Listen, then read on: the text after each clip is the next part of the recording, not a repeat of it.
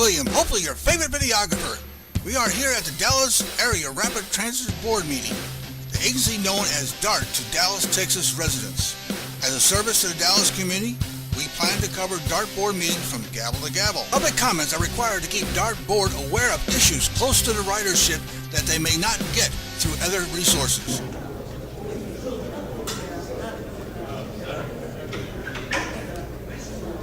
Good evening. It is now 6:35 and we are convening the DART Board of Directors meeting for not for August 28th, for September 11th, 2018. The first item on the agenda is the approval of the minutes. Do I hear a motion and a second? Second. Thank you. All in favor, please vote. Or opposed, either way. It was unanimous? It passed, okay. The next item is an item that is very pleasant item. We're going to acknowledge by proclamation DART Bus Operator of the Year, Rail Operator of the Year, Station Concierge of the Year, and Supervisor of the Year. So, Ms. Wise. Yes. Welcome. Thank you. This is the first time that we have had proclamations for the Efficiency Award winners. And the Efficiency Award program is almost 20 years old. And so we thought it was time for us to recognize the Efficiency Award winners at the board meetings. And so the Efficiency Award winners are nominees, and they have recommendations that come from their supervisors, and they are the criteria that's used to evaluate them is based on their performance, their safety, customer service, and customer complaints. And so we have a rail supervisor that is Xavier Flores. Rail operator, I'm sorry. Oh, come down.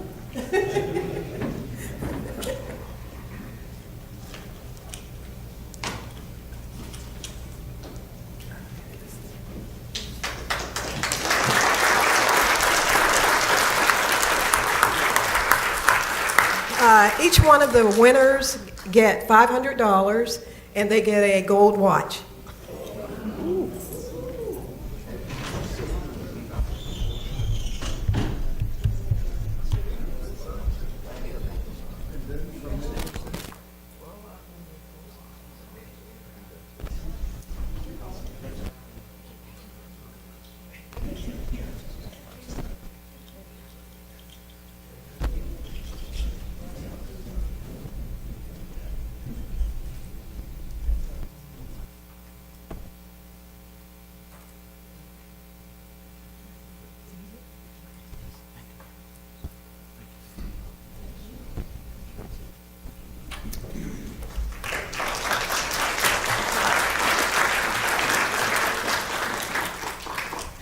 Our next award goes to LaShondra Ivy, who's not here, and LaJuan Sampson is going to accept her award. She's a station supervisor.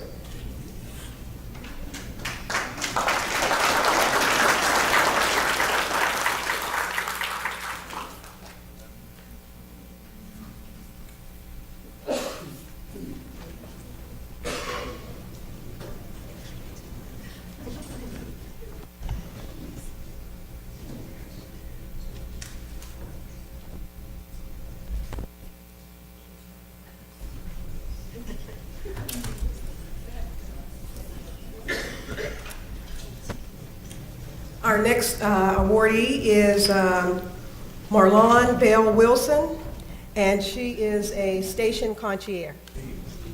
Oh, I'm sorry, he.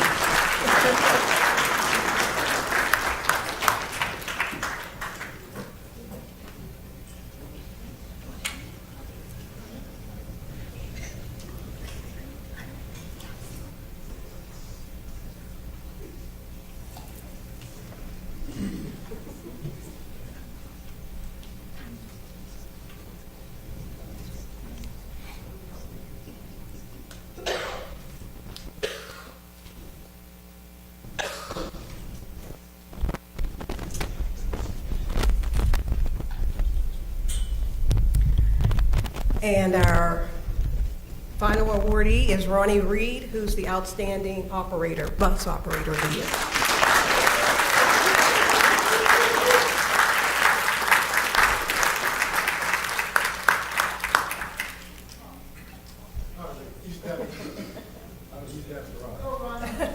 And he actually has his own assigned bus with his picture on the side of the bus.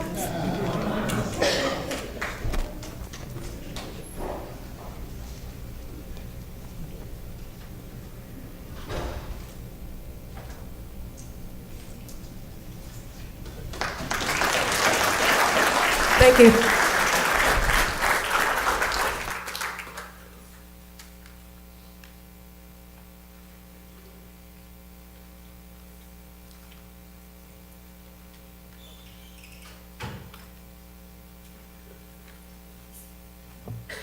Well, congratulations to all the winners. Thank you so much for your service to DART. Our next item is going to be our public comment period. I'm going to read the rules for our public comments. General public comments will be allowed at the beginning of each DART board meeting for a total of 30 minutes. And again, at the end of the meeting, when the 30-minute period does not accommodate all speakers who have signed up to speak. If you wish to speak at the end of the meeting, please fill out a public speaker card and turn it in to board support staff prior to the start of the meeting. Individuals who have addressed the board in the past 30 days will be recognized to speak during the public comment period at the end of the meeting.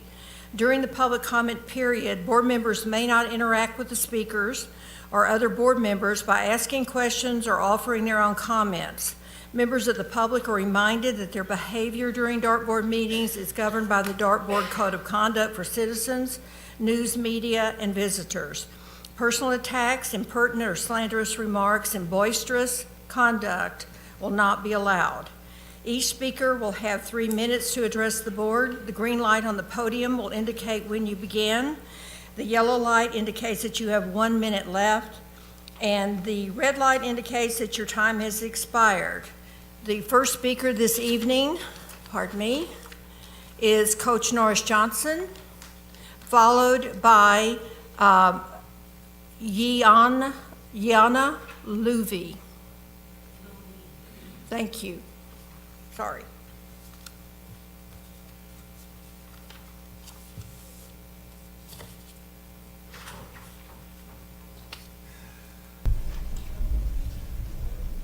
Well, all right, Madam Chairman, you would throw me up here first. My appreciation.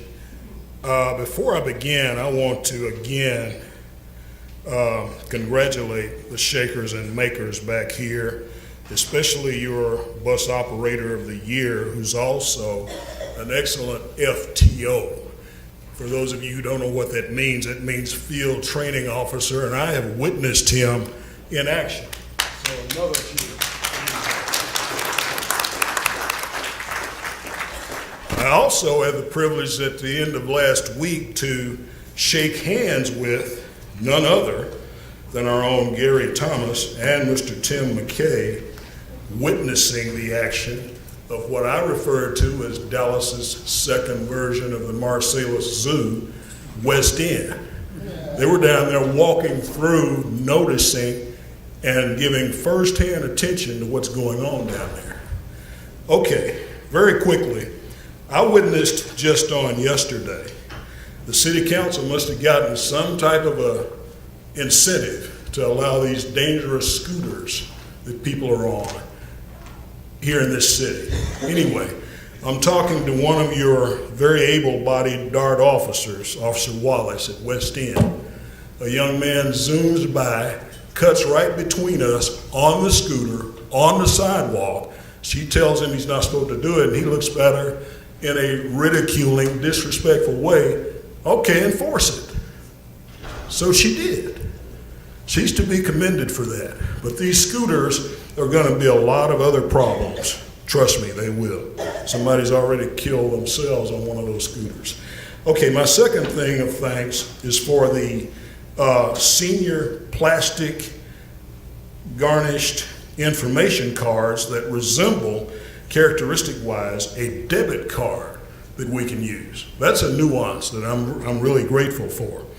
And there's also a police info app card. See something, say something. That's good stuff.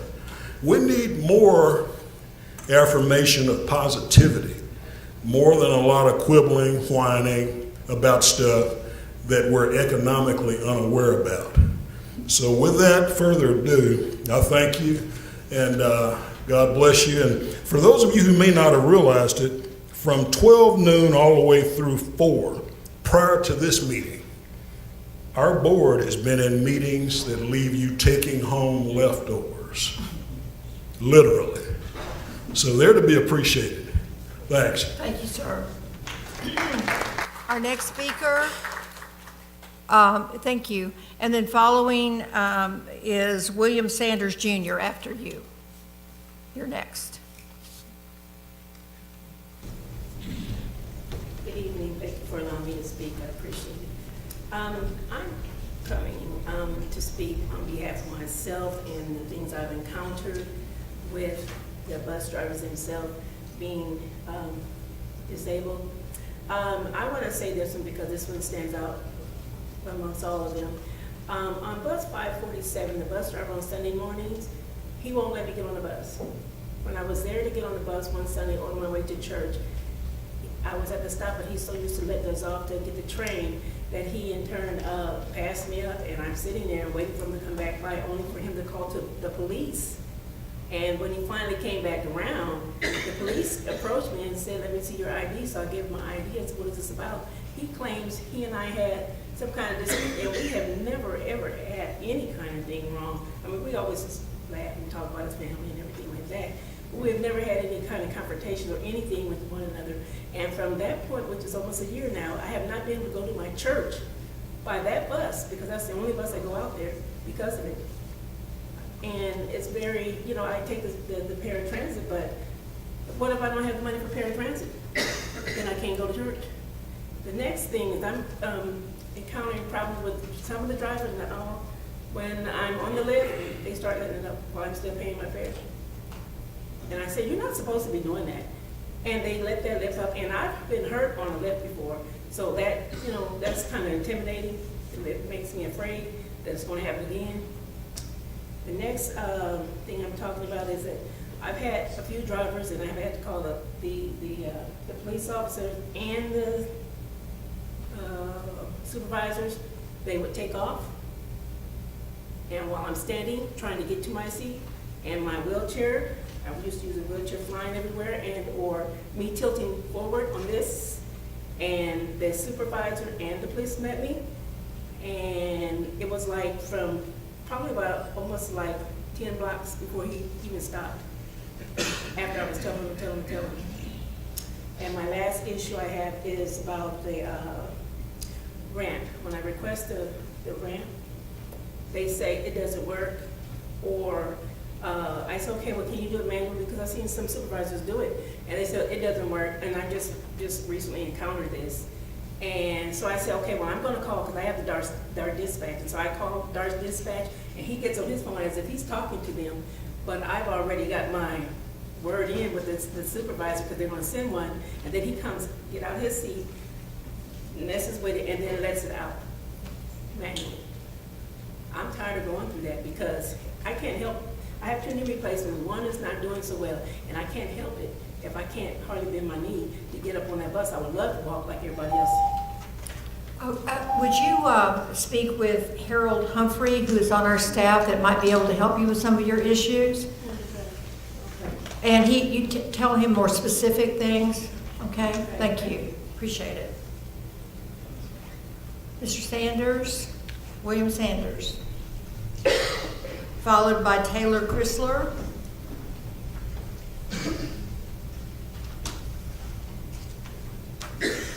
Greetings to all. Thank you, Madam Chair. I come before you again with a heavy heart for 2 reasons. And I will begin with the first.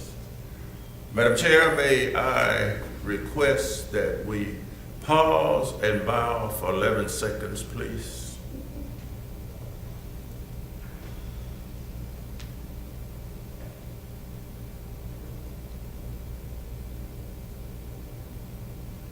Thank you.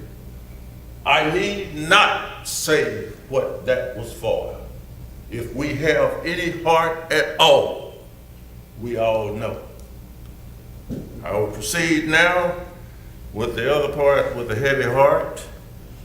I would like this board to know, along with this executive director and his staff, that I pray for you daily.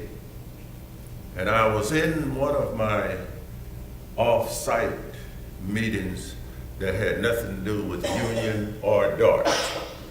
And I had one of my associates to say to me, "Man, do you mean to tell me that you prayed for the DART board and the executive director the way I hear those people talk about the way they treat them?" I said, "Yes. They are my fellow men. They are my neighbors. According to my Bible, all of us should pray for each other. All of us should treat each other the way we would like to be treated ourselves.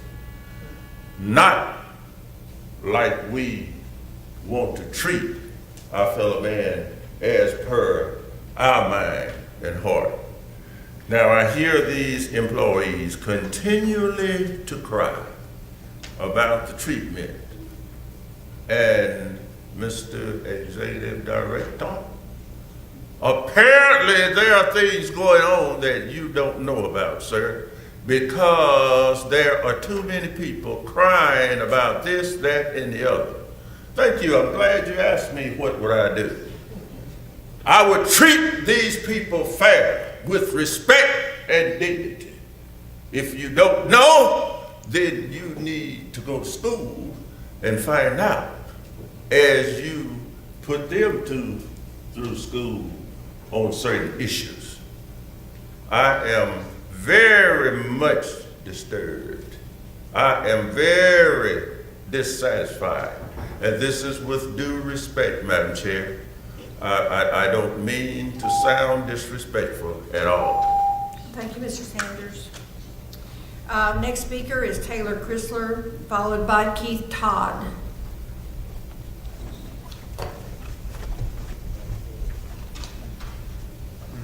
Hi, my name is Taylor. I'm from DeSoto, but I'll be passing on some words by Josh Crabtree, who has been organizing with the North Texas Transit Riders and unfortunately couldn't make it tonight. I'm just going to read this.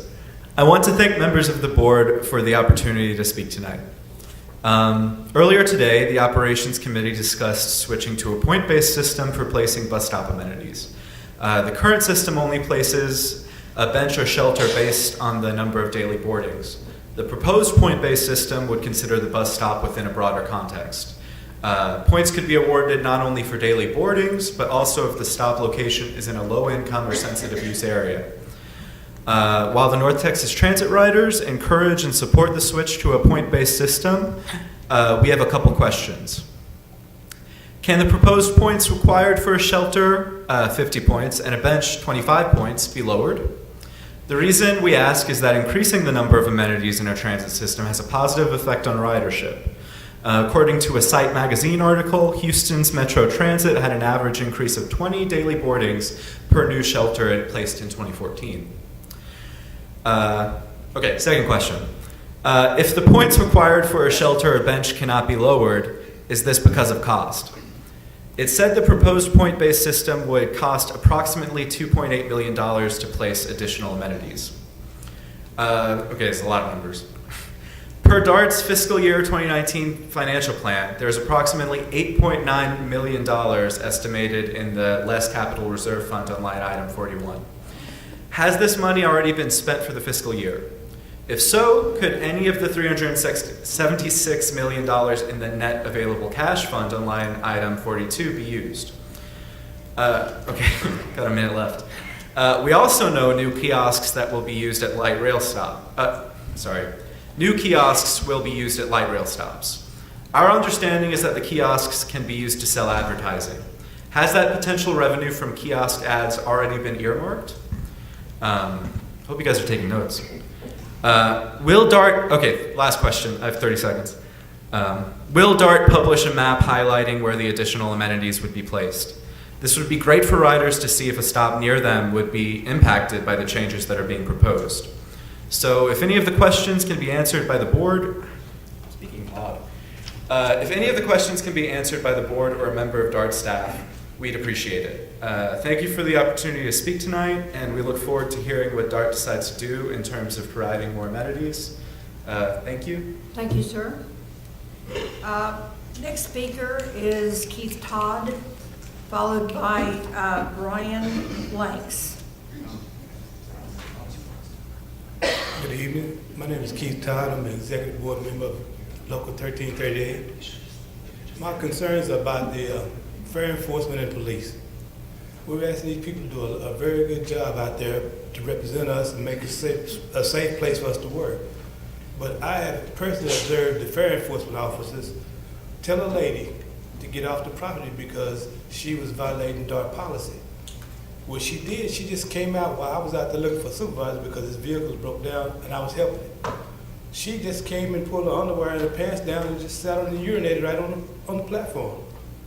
Two fair enforcement officers would try to urge her to get off the platform, but the woman knew that they couldn't do anything but just say, please move on and get off our property. That's what's happened with our fair enforcement officers. They cannot do anything but just stand there and just say, please don't do this, and people know that. They go over and run over these people just like they're nobody. If they need help, they have to call a policeman just like we do. So that makes it hard for them to do their job and the police to do their job because now they have to cover not only the public, but they have to cover our own employees who's supposed to be out there to help them enforce these laws. I think the people should be able to get on any mode of transportation DART has and be safe. But right now, we want these people to cover an area that only the Department of Public Safety covers a larger area than what the DART transit police officers cover. They go from city to city that a lot of other people don't even cover. We have 3,000 officers in Dallas, the city limit by themselves, and we want them to cover 7, 8, 9, 10 cities. That's a lot of people and a lot of areas to cover. I watched one guy who they called on the radio, asked for backup. He was at Beltline and 30, and he had to go to Glen Heights, and they asked him his estimated time of arrival. He said 1 hour and 30 minutes. It was rush hour. He couldn't get across town any faster, even running code 3, because nobody pays attention to code 3. I mean, you run the red lights, they run you off the road. They don't care. And I feel that puts the police in a disadvantage and the fair enforcement at a disadvantage. And once the people learn, the public says, we're not safe. You can tell us all you want to, but we see what they're doing to us out there. You talked about West End, how it's the zoo out there. That's what the public sees. And I feel we can do better than that have our fair enforcement and police put at a disadvantage where they look like they don't know what they're doing. Thank you. Thank you, sir. Next speaker is Brian Blanks, followed by Ken Dubell. Good evening. Good evening. I want to take just 30 seconds because I noticed that you guys were honoring Efficiency Award winners and Operators of the Year. But there's an operator in South Oak Cliff. If he don't ever get recognized, at least I can say I did something for him. He's getting ready to retire. He's been here 44 years. His name is Mr. Cornell Wright. This guy has been an Efficiency Award winner, I know at least probably 30 years in a row. I've never known him to have an accident or none of that. But it's a part on the where they quiz for the Efficiency Award winner, and I don't think he really tests well. But other than that, perfect guy. So now I got that out of the way. So I hope Mr. Deshay, he's in South Oak Cliff, so hopefully before he goes, at least we can do something for him. Now, I came up to speak about our insurance, and over the last year, we've been coming up here speaking about the problems that we've having with our workman's comp and all this kind of stuff. And I had an opportunity to attend one of the one of the meetings y'all have before you come here, and it was addressed that DART management comes and they sell their pitch and all that, and it was asked that do you guys ever input with the employees, right? And they suggested that you put out a survey and just see what we have to say. Until today, that hasn't happened. So I wanted to know whatever happened to that, what happened to the management getting with the employees to figure out what we feel about the insurance and what we feel about our benefit and workman's comp, instead of just listening to one side of the story. So if somebody can get back with that, that'd be appreciated.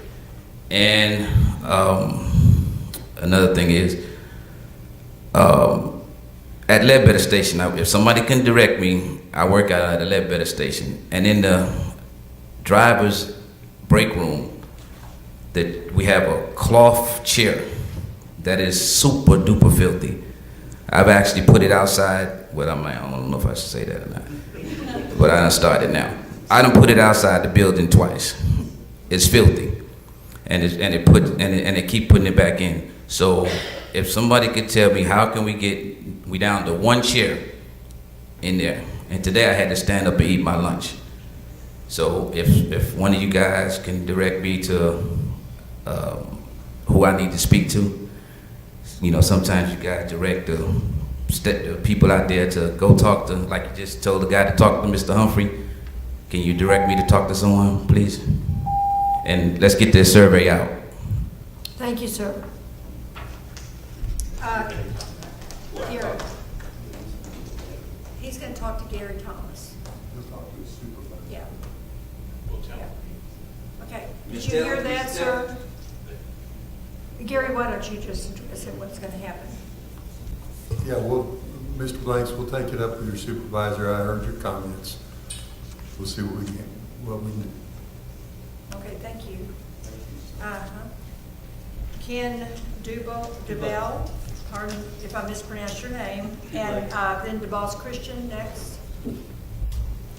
Yes, I thank you for the opportunity to address the board. Thank you, Ms. Chairman and members of the board. Just a few quickie things I wanted to throw out. One, I would really like to see you revisit this program of the automatic fare increases, you know, every few years.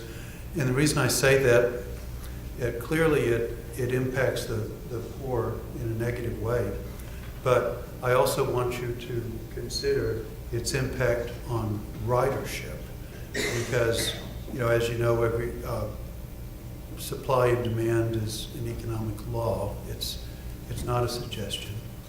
And whenever you hike your fares, you're going to lose some riders. Now, interestingly enough, I think that the impact is probably larger on the middle class than the poor, because a lot of the poor, unfortunately, they have no other alternative. But the impact on the middle class of fare increases, it discourages them from trying DART, or maybe if they're occasionally taking it, it discourages them from taking it more. And so I'd like for you to consider that. Just a few other things I'd like to throw out. I support the points-based system on the shelters. I echo the comments of my colleague. I'd like to see perhaps a point-based system go down a little bit. We need more shelters. Now that it's hurricane season in particular, you can imagine what it's like to be waiting out during the rainy days. And also I'd like to see more shelters, not just for inbound buses, but also for outbound buses, because a lot of people commute out. And the third thing is I'd like to see, instead of having red and blue trains follow one after the other and then green and orange, I'd like to see them interspersed. I think that will make it easier and make the system easier to ride and to use. If you intersperse the red and the blue with the green and orange, it will increase. It will make it better for people riding between Victory and Bachman, and also people riding between Union and 8th and Corinth. It will reduce their headways and their weights. Thank you, sir. DeBoss Christian, followed by Gary Stewart.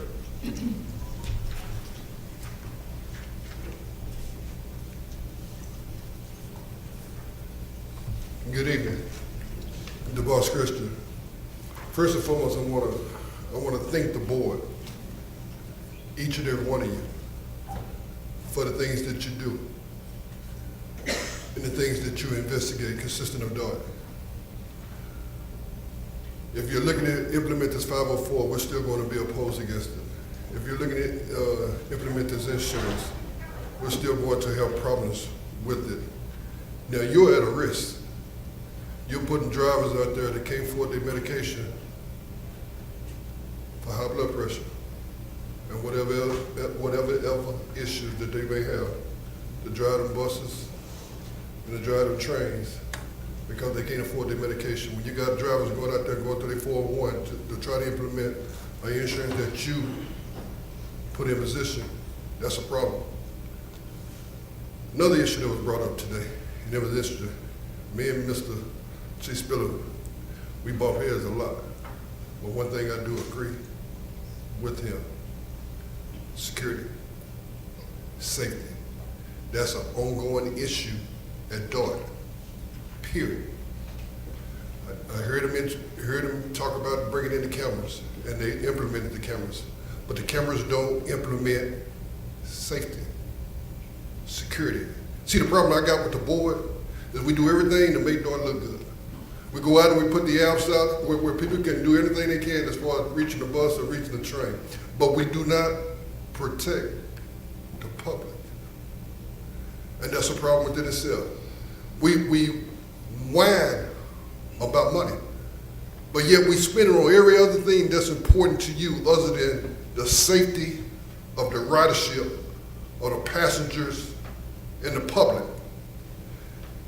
That's a problem within itself. Now I'm asking you, don't take for granted because of the 15 million that might be an issue consistent of safety and the police, just like you did with the insurance. You made it a hazard for the employees. I'm asking you now, don't make it a hazard for the passengers. And it's mind-boggling to me when one of your own said that someone tried to take her phone. What happened if she'd have been physically assaulted, raped, or killed? Appreciate you. Thank you, sir. Gary Stewart, followed by Olenka Green.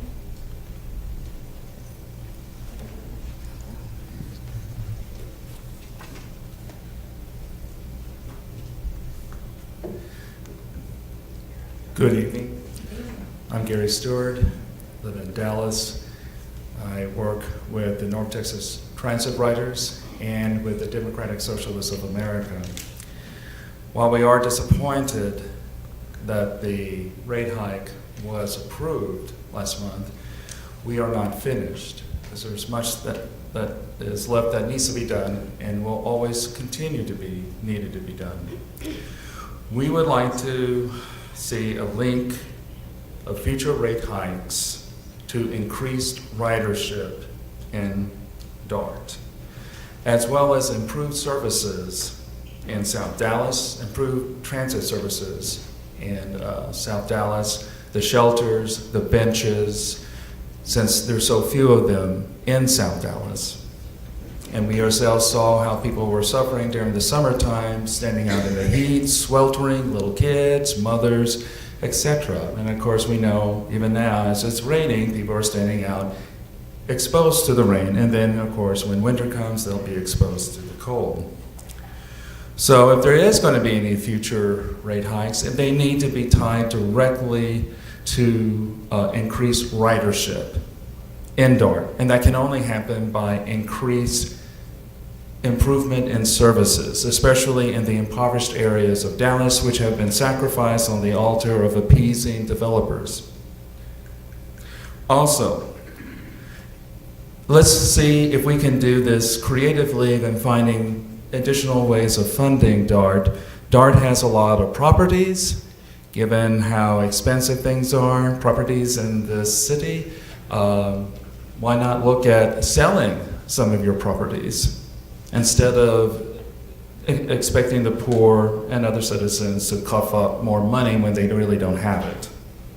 I think we can find different ways of raising funds without hurting people economically. But if there is going to be any additional rate hikes, you got to show that you deserve it, that DART has earned it. And also, finally, we do not like the idea of spreading out instead of every 5 years a 20% increase. Let's not have increases until these have been met. Thank you. Thank you, sir. Our last speaker for this segment is Olenka Green.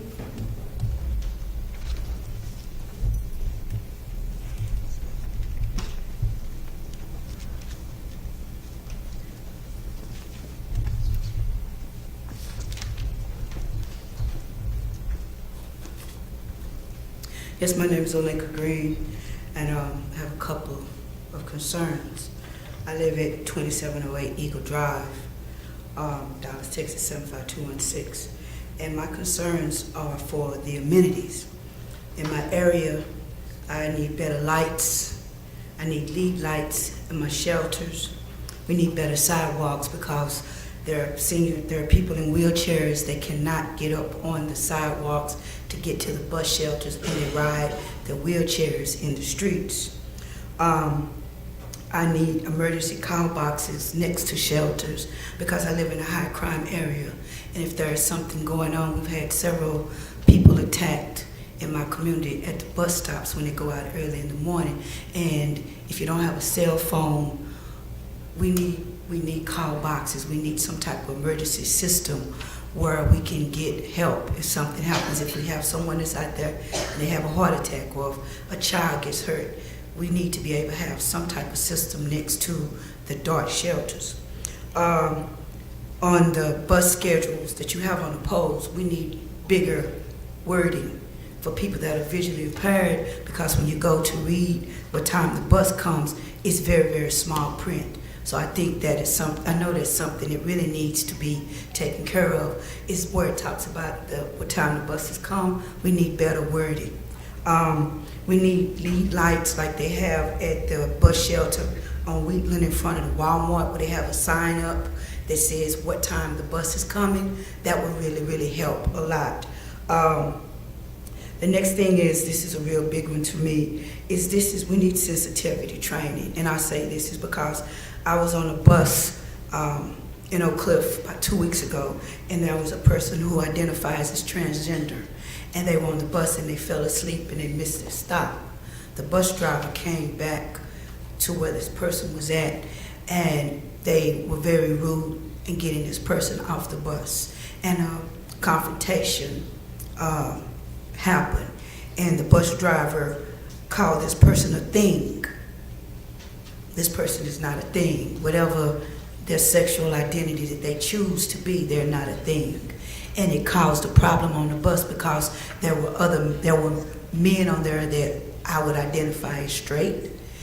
But when the bus driver and this person who identifies as a female got into a confrontation, the other gentleman started to call this person out of their name. And they called them slurs. They called them names that you would not want to be called. They called them very, very bad names.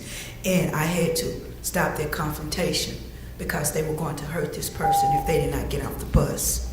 So I'm just asking for sensitivity training and those things that I ask for in my community. Thank you very much. Thank you, Ms. Green. We will go back now to the agenda. And the first item is the consent items.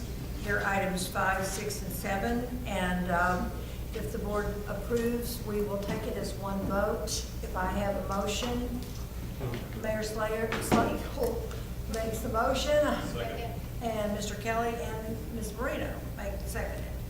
All in favor, please vote yes. And all those opposed, vote accordingly. It's for items 5, 6, and 7.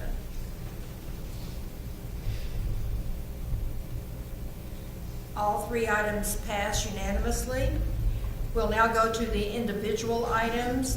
Ms. Cuellar, would you take item number 8 about the approval to execute the amendment for an interlocal agreement with the City of Glen Heights?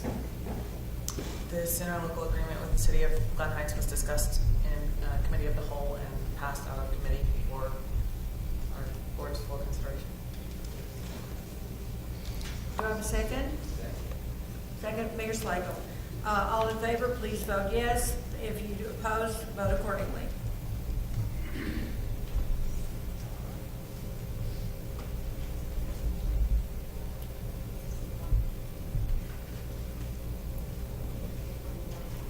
I'm sorry? All right, thank you. 10 yeses, 2 noes, the item passes. The next item is an item to appoint an interim general counsel. Jean Gomez is to be appointed to serve as interim general counsel effective September 11th, 2018, until such a time as a permanent general counsel is appointed. Do I have a move for approval? Is there a second? Second. Ms. Marino. All in favor, please vote yes, and if you decline, vote no.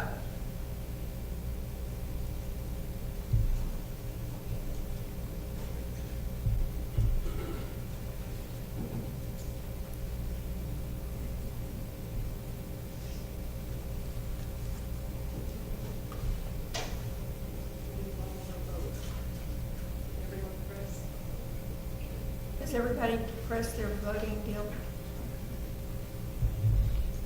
Oh, I haven't. I'm so sorry. Pardon me. All right. Thank you. It passes unanimously. Congratulations, Jean. Appreciate it. The next items, items 11, 12, and 13 were only heard at the Committee of the Whole. So we'll return to our public comment period. And our first speaker for the second part of our comments is Alexandra Talaki, followed by Michael Gonzalez.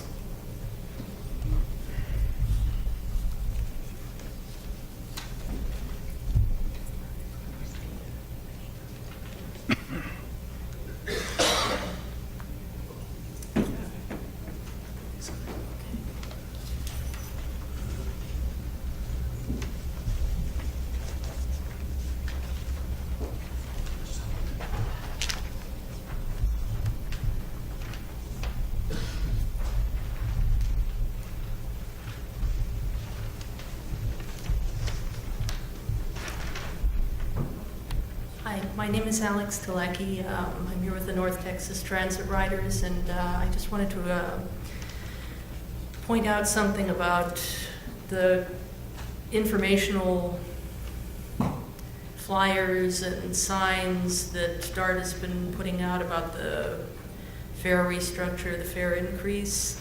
Right now, you haven't, I mean, previously we were actually very confused for all this past year about what your low-income program was, if you had one. We heard that TANF recipients did were able to purchase a monthly reduced pass, and I guess we were told that it just wasn't very well publicized, but it did exist as a program. And now DART is publicizing the TANF reduced fare, but you're calling it the Lone Star reduced, or the Lone Star monthly and Lone Star monthly local, Lone Star monthly regional. And the problem here is that TANF, Lone Star is for TANF and SNAP recipients, and SNAP is a much larger part of the program than TANF. If you look at the numbers here, since children already get a reduced pass, if you take out the children who are TANF recipients and who are SNAP recipients respectively, then that shows from July and August of this year, number of cases in Dallas County alone. That makes 914 adults on SNAP versus 160,640 adults on SNAP. So right now you're giving the impression that your low-income program includes everyone in the Lone Star Card program when it only includes 1/180th of everyone in the Lone Star Card program. So I am pretty sure you don't, I mean, if you do mean to expand your program to include that many more people, that would be wonderful, and I hope you do it, but I think you would have specifically pointed it out if that were what you intended. So if you could be more clear with folks in future, and also we would like to see you expand the low-income program for real, because right now, looking at the numbers, for the whole county of Dallas, your low-income program is available to under 1,000 people. And that's not really, that's barely a low-income program. So I do hope that going forward, as you consider your budget going forward into this fall, you will look at ways of expanding the low-income program. And also, I was at your operations meeting and I saw a number of board members talking about the need for more outreach, and I think this shows you do need more community outreach, which is aware of how these programs work. Thank you. Thank you. Next speaker, Michael Gonzalez, followed by Jamie Gray.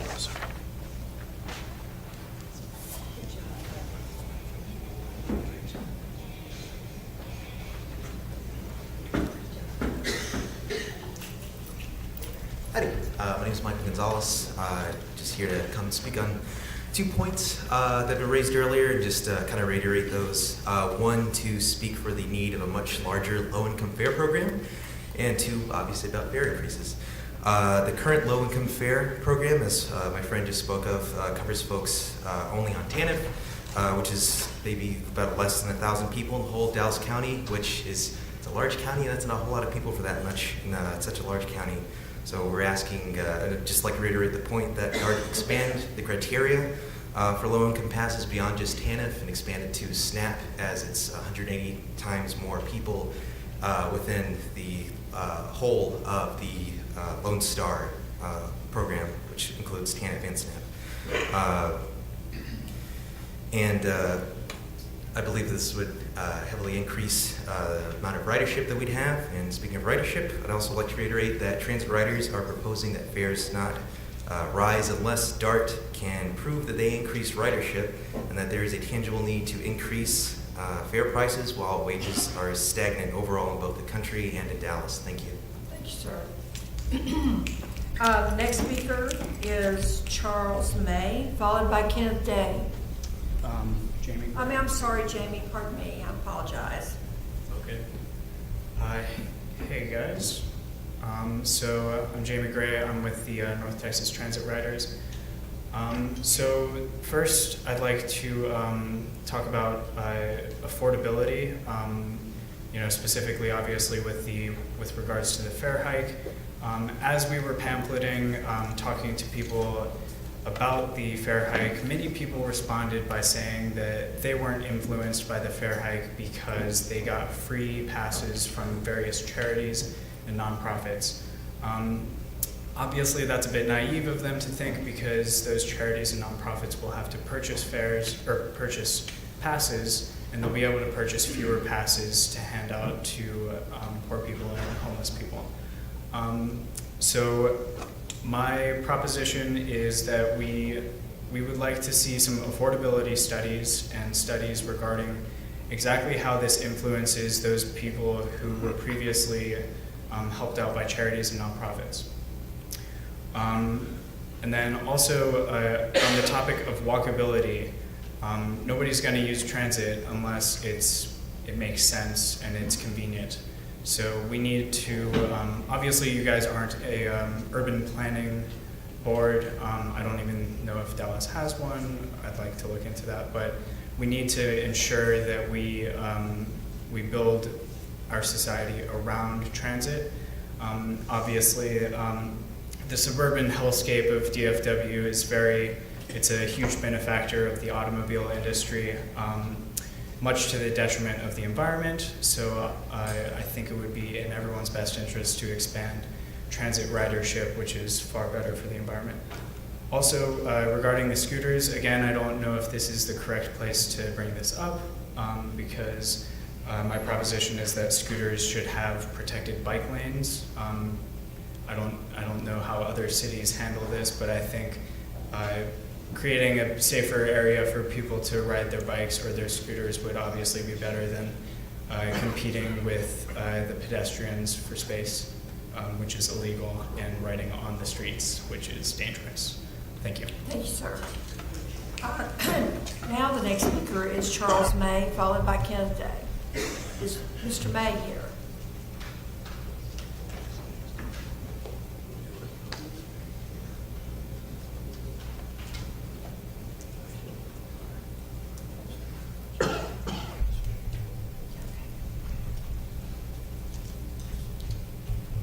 Hi, board.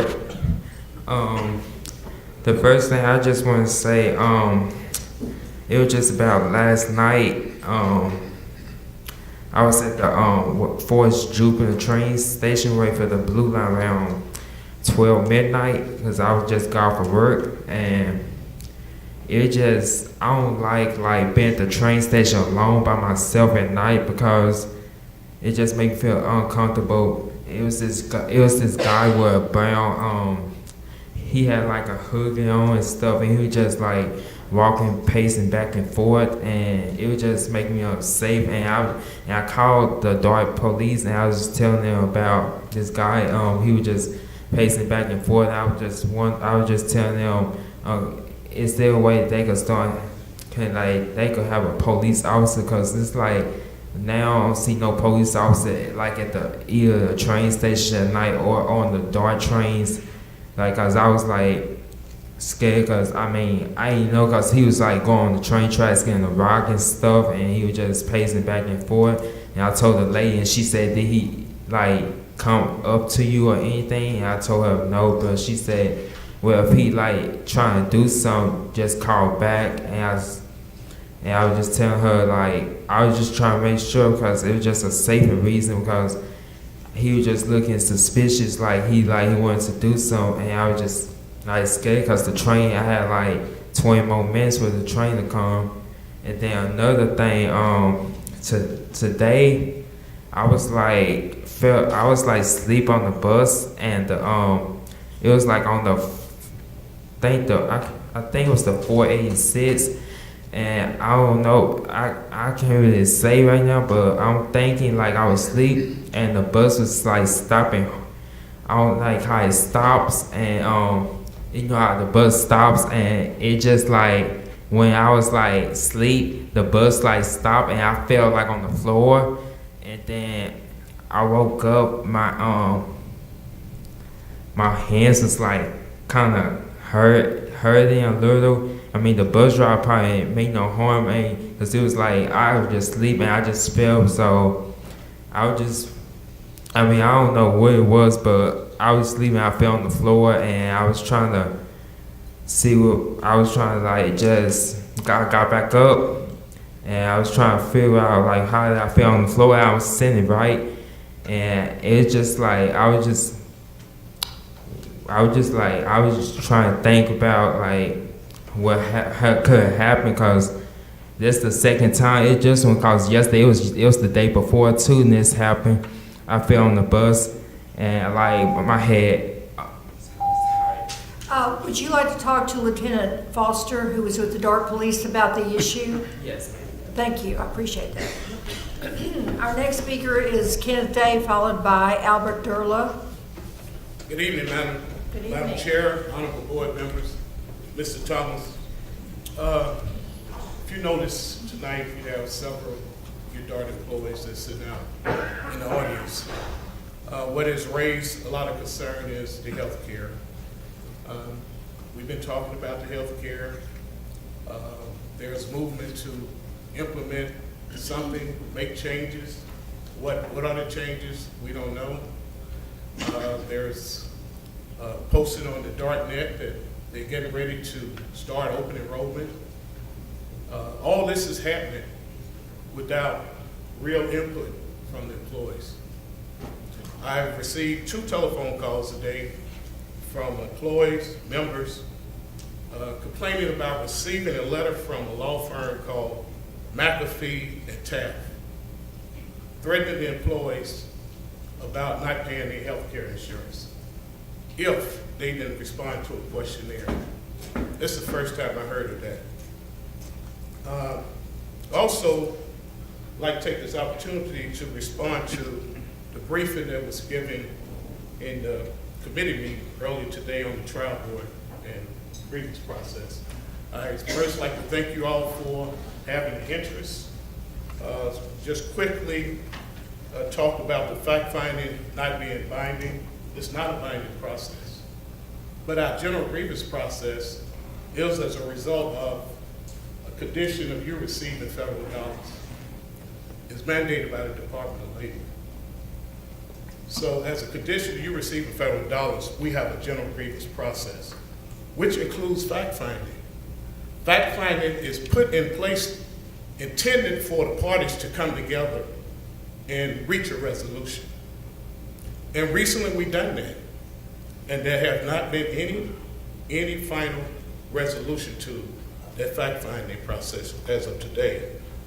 I'd also like to say there was questions about the trial boards. You have a resource that works for you. Nancy Johnson, Marty Durston.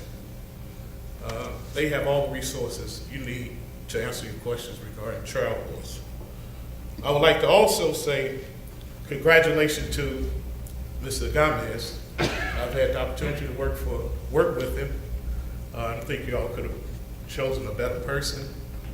Gene Gomez, congratulations. I also like to say we have resolutions, we have binding resolutions. We talked about the process where probationary employees have the right to file a grievance. And that we ended up in a lawsuit.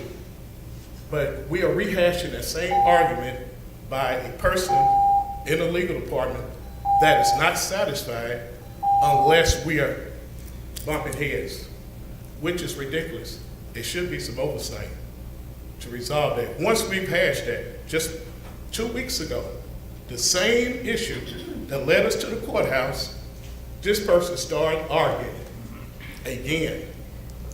Mr. Day, I'm sorry, your time is up. I understand, thank you. No, all right, thank you. Sorry. Mr. Durlow?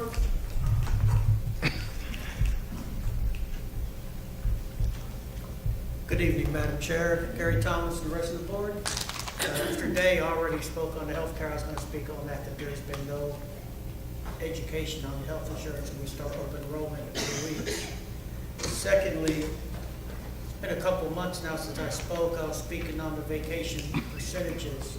They increased the vacation percentages by 3 on the bus. Still have not and heard no answer on increasing the numbers for rail transportation, rail maintenance, and bus maintenance. I don't know what the holdup is on it, why they don't want to increase it, but I'm telling you, if you increase, even if you just give us 1 slot per day for rail transportation, rail maintenance, and rail bus, that's a start. I'm telling you, if you allow these people to take vacation, your absenteeism will go down. Because what they do, they see that it's in the red. They go, in some cases, they go talk to their manager still says no. They're still, what are they gonna do? They're gonna take off. So if you just work with us, even if you have to increase it by 1, just try something like Bus did. Increase it by 1. You'll see that the absenteeism will go down. That's what they keep saying. Their absenteeism's high. That's why it's high. I've heard operators say, I'm either going to take it directly or I'm going to take it indirectly. In most cases, they take it indirectly because they can't get the time off. And again, I would like Mr. Day, I'd like to congratulate Mr. Gene Gamis to interim general counsel, and also I'd like to concur with Brian Blanks, who spoke very hard on Cornell Wright, a man of 40 years of service, efficient operator, never seen him get in trouble, very rarely seen him file a grievance, and he doesn't get very much recognition. Thank you for your time. Thank you, sir. That was our last speaker. we will now move to the last item, which is the adjournment of the DART Board of Directors for September 11th, 2018, 7:35 p.m. Thank you all for coming. We appreciate it, and we'll see you next time. Ms. William, hopefully your favorite videographer. We love comments. If you don't like the way Dart is handling things, lay it out for everyone to see. If you like or hate this video, tell us. If you'd like to see more videos like this one, tell us. We love it when you call. Better yet, like or follow us on Facebook or subscribe to us on YouTube and get instant notices